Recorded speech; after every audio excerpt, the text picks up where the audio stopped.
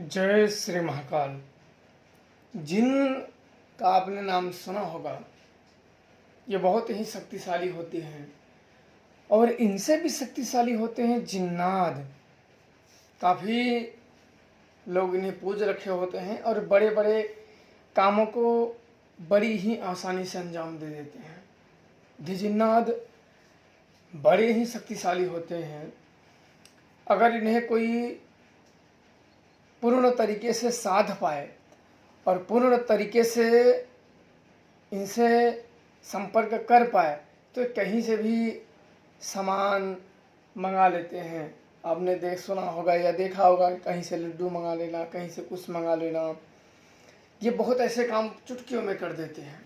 तो आज एक जिन्नात की ही आप लोगों को कहानी बताऊंगा। जब सामना हुआ था तो यहाँ मैं आप लोगों को बता दूं कि अगर कोई रास्ता चलते व्यक्ति को कोई भूत लग जाए तो उसे लाग कहते हैं, जो लपट जाए, और जिसे डरा के लपटे उसे सकाना बोलते हैं, और जो डरा के अगर लग जाते हैं उसे समझो कि बहुत मुश्किल से छुड़ाया जाता है। कभी कभी तो अच्छे अच्छे लोग दो के चार हो जाते हैं, पर समस्या ज्यों की त्यों होती है। अंत में उस व्यक्ति की मृत्यु भी हो जाती है। बहुत कोशिश करने के बाद भी उसे सकाना बोलते हैं और सकाना बेहद ही खतरनाक होता है।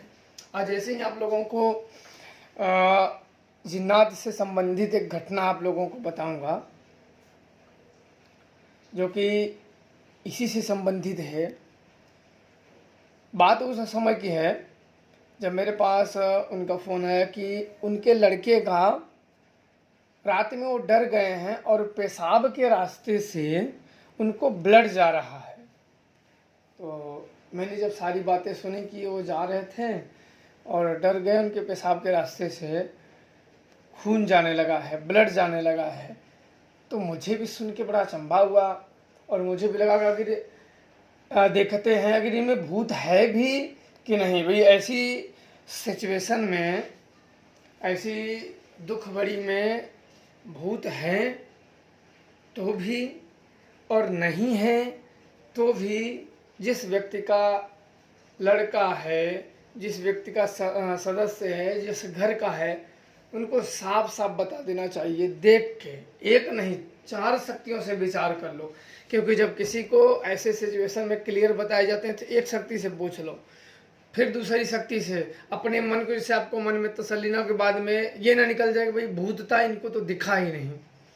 ऐसा नहीं होना चाहिए, क्योंकि ऐसी स्थिति में अगर हल्का सा जिसको पेशाब के रास्ते से खून जा रहे हों तो आप लोग समझ सकते हो कि उसका समय रहते अगर इलाज ना कराया जाए तो समझो उसके साथ क्या हो सकता है, उसकी जान भी जा सकती है ऐसी सिचुएशन, ऐसी कंडीशन में। तब संध्या के समय में फ़ोन आया था तो मैंने तुरंत कहा कि मैं ठीक कर देख लेता हूँ। अगर प्रेत बाधा रही, किसी भी प्रकार के अगर भूत प्रेत बाधा रही तो मैं ठीक कर दूंगा, अन्यथा मैं बता दूंगा। बिल्कुल आप फिर ये भूत प्रेतों के चक्कर में बिल्कुल ना पड़े। आँख मूंद के आप दवा के लिए आप बिल्कुल करें, मैं आप अच्छी तरीके से देख लूँगा। अगर इसमें नहीं रहेगा तो मैं बता दूंगा, तो फिर इन सब के चक्करों में ना पड़ना। मैंने इसलिए बताए हैं कि भाई देखो, जहाँ जाओगे बाबा अलग अलग भूत निकालते रहेंगे और वह व्यक्ति का भूत से तबीयत खराब ही नहीं है। अगर ऐसे खराब है तो इन सब के चक्करों में तो मर जाएगा। इसलिए ऐसी सिचुएशन में व्यक्ति को साफ साफ बता देना चाहिए। जो आपके देवता का पूजा लगता है उसे लो और उसे सही सही बता दो कि तुम्हें भूत है या ऊपरी बाधा है या नहीं है। नहीं है तो इन सब का शंका छोड़ दो, अपने अपने काम में रहो। तुम्हें लगता है तो कहीं दवा अच्छी तरीके से करा लो, बाकी भूत प्रेत की शक छोड़ दो बिल्कुल बिना मतलब के। और मेरा काम भी सीधा रहता है कि भाई साफ साफ लोगों को बता दो, देवता की पूजा लो, उनसे देखो उनमें है नहीं है सब बता दो। अगर है तो उनको कोई उपाय करो, अगर वो ठीक हो जाते हैं तो बहुत अच्छी बात है। तब इसके बाद शाम हुई तो मैं सब सामान मंगाया, सामान मंगा के फिर बैठा कि भाई देखते हैं क्या बात है। तो बैठने के बाद एक शक्ति को मैंने भेजा सुजान के मंत्रों का मैंने जाप किया। जाप करने के बाद उसका नाम बताया और अपना उद्देश्य बताया और गया। और जाने के बाद लगभग 5 मिनट के बाद आया तो उसने बताया कि जिन्नात है। तो अब जिन्नात वहाँ कैसे आ गया, क्योंकि ये जल्दी पकड़ते नहीं है किसी को।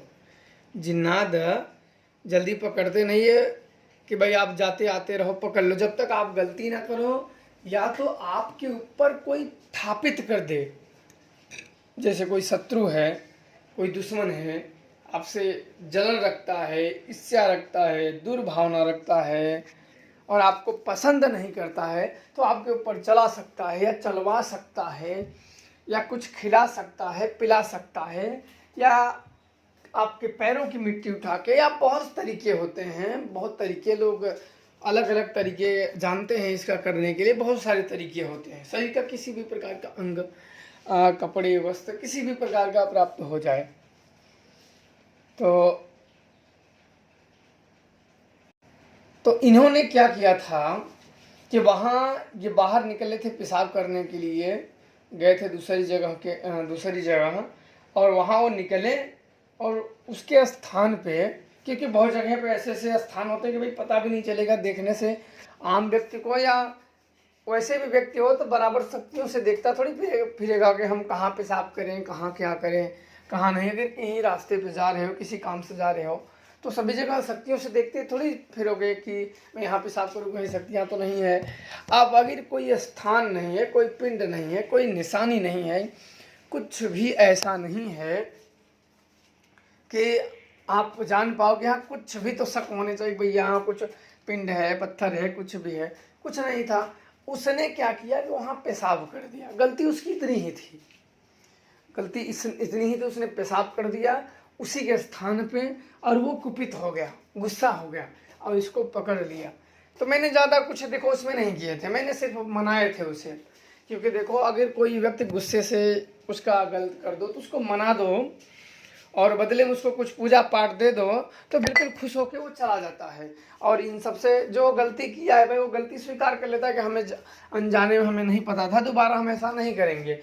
तो व्यक्ति जब मालूम है कि एक बार वहाँ पेशाब करने से हमारी जान पे आफत आ गई है, तो फिर वहाँ पेशाब करने कोई क्यों जाएगा? कोई जानबूझ के अपने मृत्यु को जाएगा? जो सभ्य व्यक्ति है, जिसका दिमाग पे कंट्रोल है।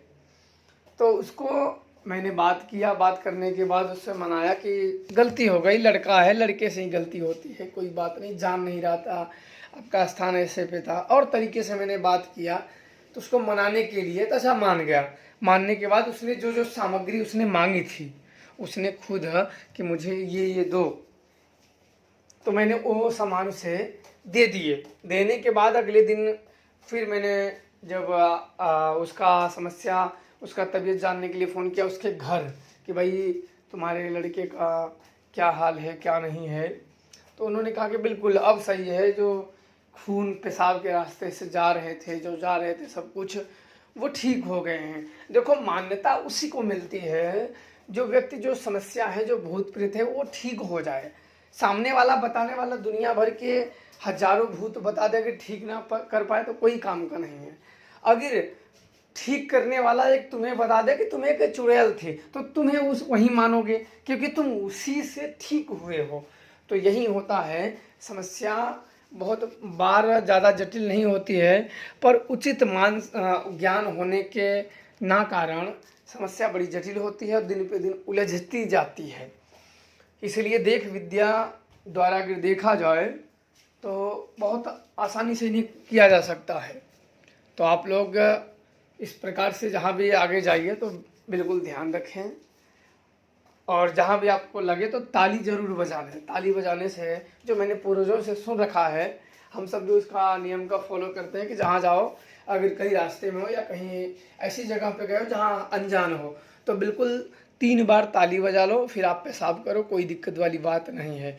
पूर्वजों का ऐसा मानना था कि ऐसे करने से वहाँ की शक्तियाँ हट जाती हैं और वो आपको बुरा प्रभाव नहीं देती हैं। तो हम सब भी इससे जाते हैं तो करते हैं, बिल्कुल कोई भी कभी दिक्कत नहीं होती। तो आप लोग भी बिल्कुल जाइए। ये बहुत ही कई लोगों का, पूरे गांव के लोगों का ही आजमाया हुआ प्रयोग है, बहुत ही आसान है। तो बिल्कुल आप लोग ऐसे अगर कर सकते हैं तो बिल्कुल आप लोगों को ऐसी समस्याएं ना हो। और चलो कभी ऐसी समस्याएं हो भी गई कि चलो ये तो एक प्रयोग हो गया जो बुजुर्गों द्वारा बताए हुए हैं, एक नुस्खे हो गए, चलो मान लो, पर अगर कभी हो गया तो तुरंत उचित जानकार, जो उचित जानकार हो उससे मार्गदर्शन लेके उसको मनाने का प्रयास करेंगे तो जल्दी छूट जाएगा। और ज़्यादा समय अगर आप लोगों के ऊपर वो रहा और वो छुपा रहा, उसके बारे में कोई जान न पाए, तो अपना घर कर लेगा, फिर समझो वो खुद ही छोड़ के जाना नहीं चाहेगा, फिर तब समस्या उत्पन्न होते हैं कि अब इसे हटाएं कैसे, क्योंकि ज़्यादा नए में रहता है तो सबको गुस्से में परेशान करते हैं, बाद में उन्हें थोड़ा सा मनाया जाए तो तुरंत छोड़ देते हैं। अगर वो ज़्यादा समय तक शरीर पे रह गए या घर बार में रह गए, दुखी करने लगे, तो उनका मन वहाँ लग जाता है, फिर वो छोड़ के जाना ही नहीं चाहते हैं। इसलिए बिल्कुल ऐसे लोगों से सावधान रहें, और जहाँ भी आगे चल के करें तो बिल्कुल सावधानी पूर्वक ही करें। तो खुश रहिए, प्रसन्न रहिए। जय श्री महाकाल।